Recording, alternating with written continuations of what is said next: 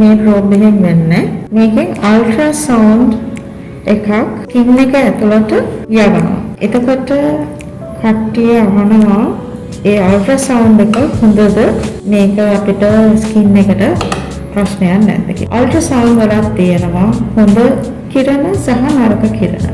එතකොට මේකේ තියෙන්නේ අපේ ස්කින් එකට අපේ ශරීරයට හිතකර කිරණ.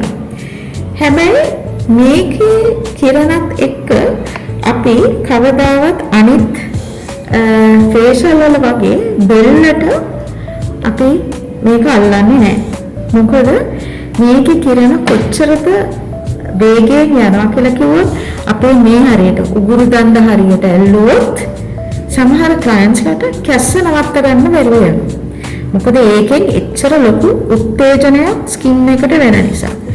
ඒකයි අපි මේ හරියට සහ මේ දෙපැත්තට සහ මේ හරියට අපි අල්ලන්නේ. කියලා කියන්නේ මේ ප්‍රෝබ් එකට තමයි මේකේ වෙන්නේ very powerful radio frequency එකක්. රේඩියෝ තරංගයක් අපේ ස්කින් එකට මුදා හරිනවා.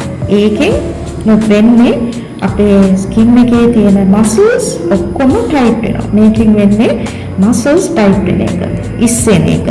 ඒත් එක්කම මසල්ස් මේ ඉල්ලා හැලෙන ඒවා ශක්තිමත් වෙන එක. RF ප්‍රෝබ් එකෙන් වෙන්නේ මේ ට්‍රීට්මන්ට් එකෙන් වෙන්නේ ඒක.